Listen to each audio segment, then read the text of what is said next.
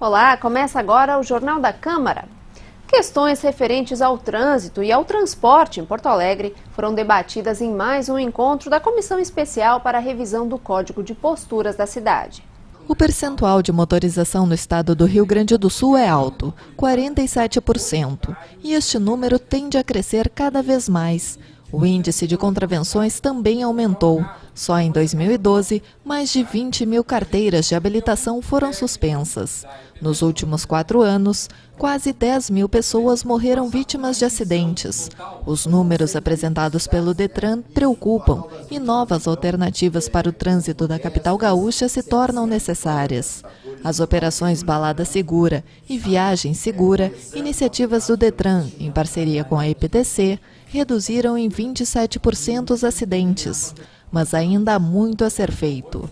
De acordo com o diretor técnico do Detran, Hildo Sincelski, o órgão tem muito a contribuir, começando pelo processo de educação e formação de condutores. Uma formação adequada dos seus condutores, dos seus motociclistas que estão perecendo, estão morrendo diariamente no trânsito, muitas vezes por uma sinalização inadequada, por falta de calçadas, que é o espaço mais democrático, as calçadas para ser utilizadas pelas crianças, pelos idosos, pelos pedestres, enfim.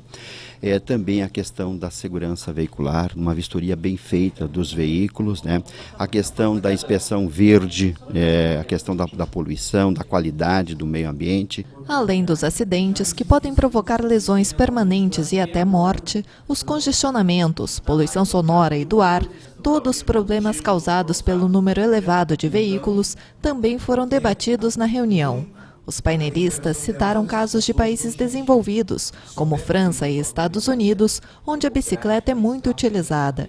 A qualificação do transporte público, assim como um cuidado maior com a acessibilidade das ruas e dos próprios coletivos, também foi apontada como alternativa para contornar os problemas do trânsito conturbado. É melhorar o nosso transporte público e buscar as alternativas. O hidroviário que está se consolidando, o aeromóvel que está voltando a ser estudado, a bicicleta que nos surpreendeu até a procura e a necessidade e até a eleição das pessoas desse meio de transporte, além de outros que a gente pode estudar, e também a priorização do transporte coletivo em relação ao transporte particular no veículo. O vereador Valdir Canal, presidente da Frente Parlamentar para o Trânsito Seguro, e o vereador Mauro Zacher, presidente da Câmara Municipal, participaram do encontro.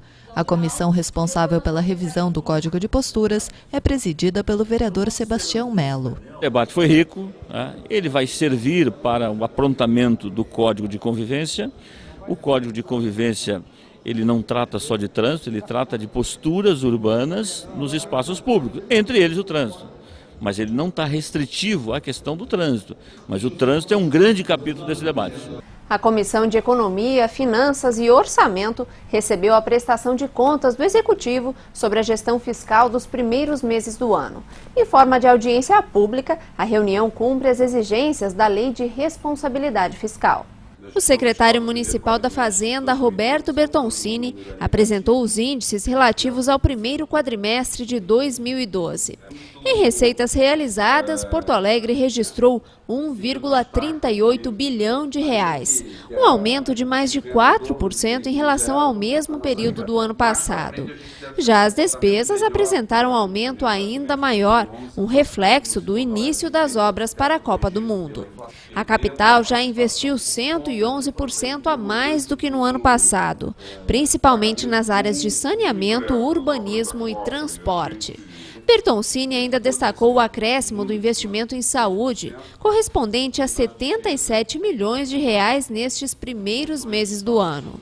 O valor também é resultado do aumento de 12% no repasse federal de recursos para o Sistema Único de Saúde. O licenciamento ambiental para a construção de empreendimentos em terrenos com área de vegetação da Mata Atlântica foi discutido na Câmara Municipal. O tema foi pauta da Comissão de Meio Ambiente da Casa. A Lei Federal número 11.428 de 2006 regula a utilização e a proteção da Mata Atlântica. A legislação é administrada pelos governos estaduais. No Rio Grande do Sul, o Departamento de Florestas e Áreas Protegidas da Secretaria Estadual do Meio Ambiente está estabelecendo convênios com as prefeituras municipais. O objetivo é que a cidade gerencie as normas de licenciamento nas áreas de estágio médio e avançado de regeneração. Porto Alegre está localizada em área do bioma Pampa, mas ainda assim registra a presença de Mata Atlântica. A lei, ela não considera só a floresta umbrófila densa, ela considera os ecossistemas associados também. Então, nessa formação de ecossistemas associados, contempla o município de Porto Alegre, como vegetações de restinga, por exemplo. A legislação define os critérios para o licenciamento de áreas urbanas e metropolitanas. As prefeituras podem liberar, no máximo, 5 hectares de terrenos cobertos por vegetação. Existe uma escala que impõe limites para a utilização dessas áreas. Em locais com vegetação primária, ou seja, que não teve interferência do homem, 50% do terreno deve ser preservado. Já os lotes de estágio médio exigem a preservação de 30% da área. Outro tema levantado durante a discussão foi o plantio compensatório. Ela é definida conforme o tipo de formação florestal que existe no terreno, né? Então, se é uma vegetação em estágio médio, vegetação secundária em estágio médio, tu tem que ser obrigado a preservar 30% da vegetação, né? E se for um estágio secundário, estágio avançado, tu tem que preservar 50% dela. A população e os parlamentares também fizeram denúncias do não cumprimento das normas ambientais em empreendimentos imobiliários na Zona Sul e Leste de Porto Alegre. Ainda foi debatida a desafetação de áreas de preservação do município. Hoje tramitam 40 processos já aprovados pela Câmara de Vereadores que devem transformar esses terrenos em áreas especiais de interesse social, permitindo que sejam construídas habitações nos espaços verdes ocupados irregularmente. Segundo a Secretaria Municipal do Meio Ambiente, 10 dos locais são importantes para a preservação de ecossistemas.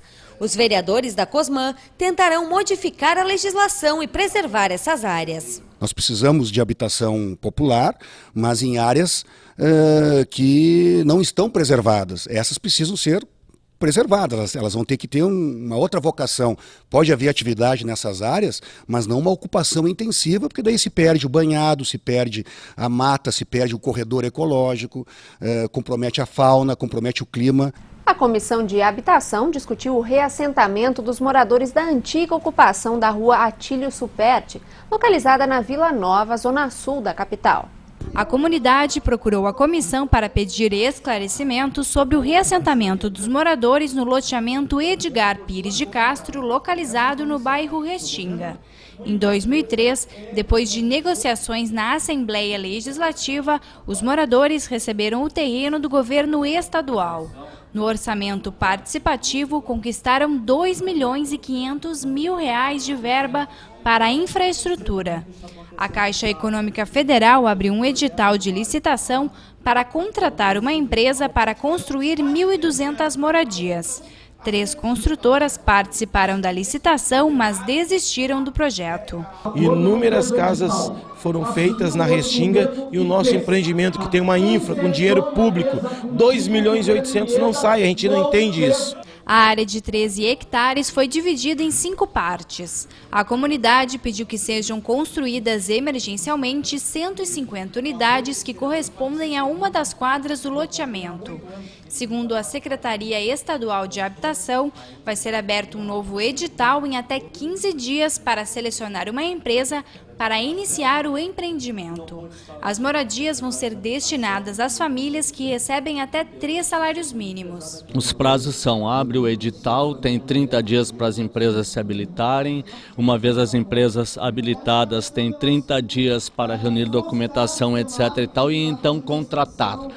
No momento da contratação, o contrato reza 15 meses para estar concluída a obra. A comissão informou que vai acompanhar o processo de licitação. Os vereadores irão elaborar um documento sobre a situação da comunidade que deverá ser entregue ao prefeito.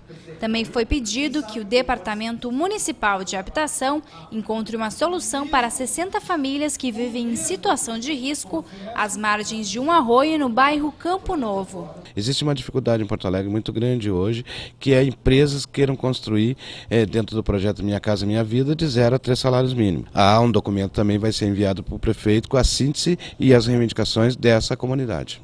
Já a Comissão de Direitos Humanos recebeu os moradores da Vila Santo André.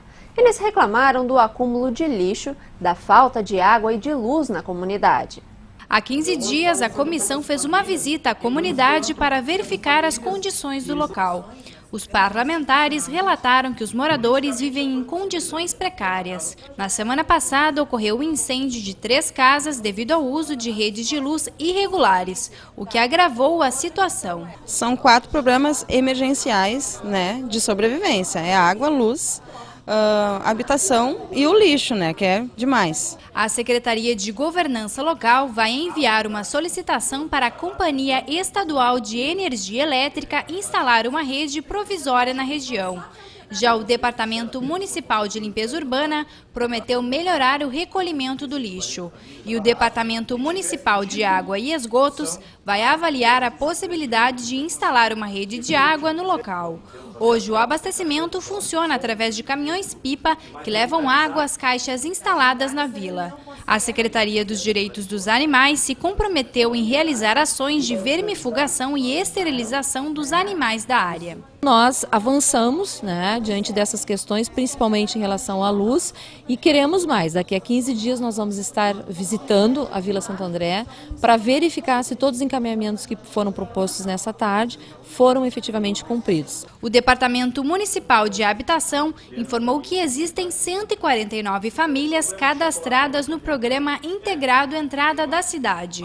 Elas serão reassentadas na Vila Liberdade. A previsão é que as obras iniciem no final de 2013. Os moradores que estão cadastrados no programa Minha Casa Minha Vida vão ser realocados em outra região. Elas estão cientes, desde que fizeram a inscrição, o cadastro no Minha Casa Minha Vida, que não terão como ser atendidas na região. Provavelmente vão ser atendidas em outra região. A comissão está preocupada com os moradores que não estão cadastrados em programas habitacionais. O que nos preocupa são as demais famílias, que em torno de 250, 300 famílias que tem ali, que não sabemos quantos também, e que estão fora de qualquer programa. Então nós pedimos também para o DEMAB que fizesse o cadastramento de todas aquelas famílias para que tenhamos uma noção de quantas famílias efetivamente moram naquela vila. Nesta quinta-feira começam as comemorações da Semana do Meio Ambiente na Câmara Municipal.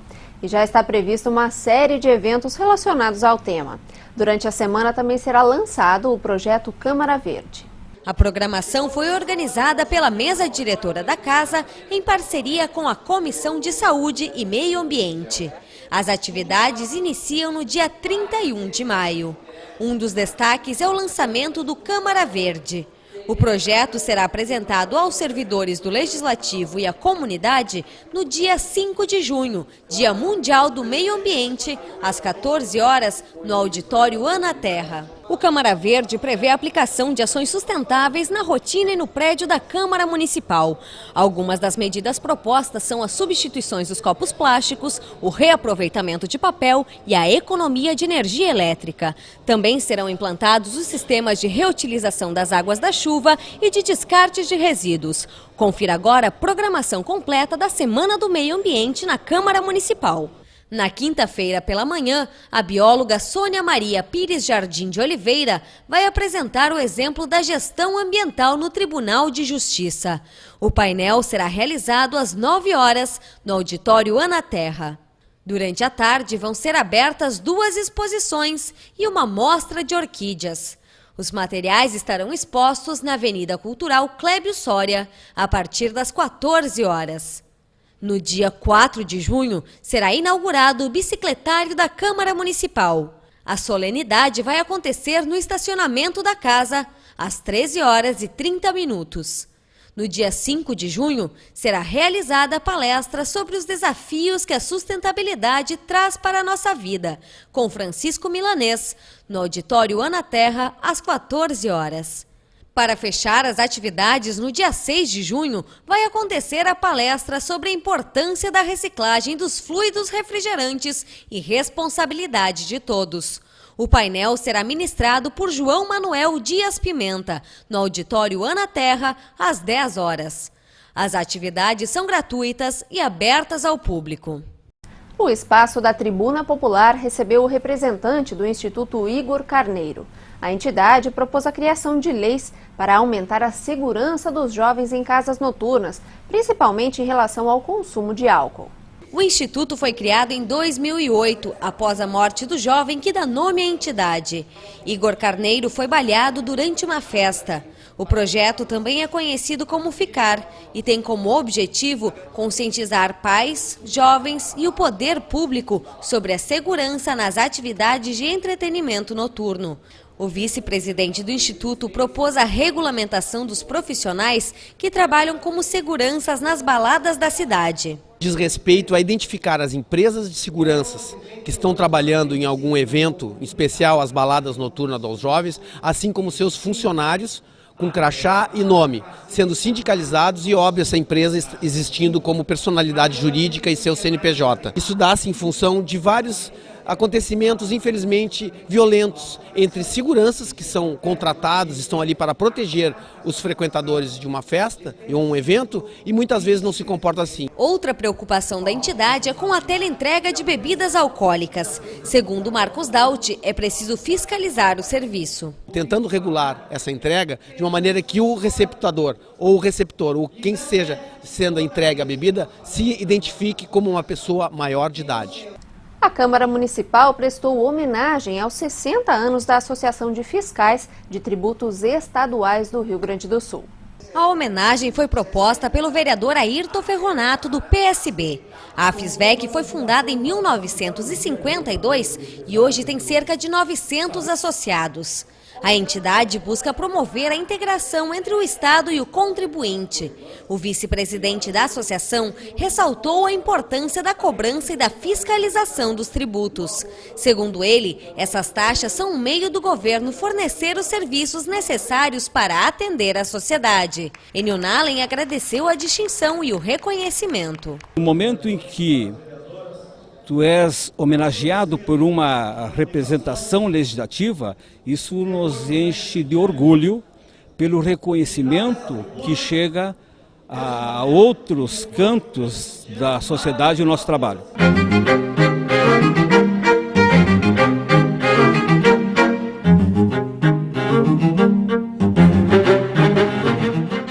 Vida Vermelha é o título da exposição de Terezinha Petri na Câmara Municipal. As telas estão na Galeria Clébio Soria.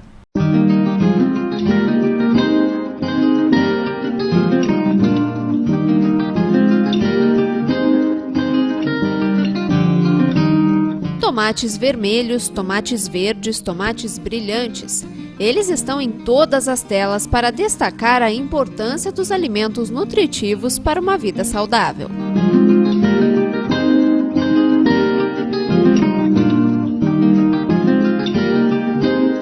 Terezinha Petri, a Teca, tem 20 anos de carreira artística. Natural de Novo Hamburgo, fez cursos de desenho, pintura, escultura e aquarela no ateliê municipal da cidade. Teca já expôs em outras cidades como Dois Irmãos, Igrejinha e São Paulo. Na capital paulista, a artista levou em 2004 a medalha de prata na Grande Mostra Nacional Marinhas Brasileiras.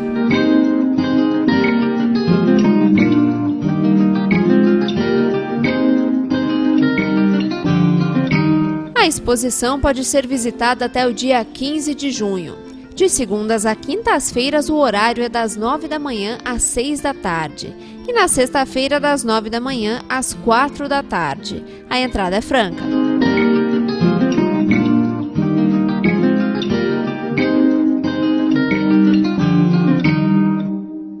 O Jornal da Câmara termina aqui. Obrigada pela audiência e até a próxima edição.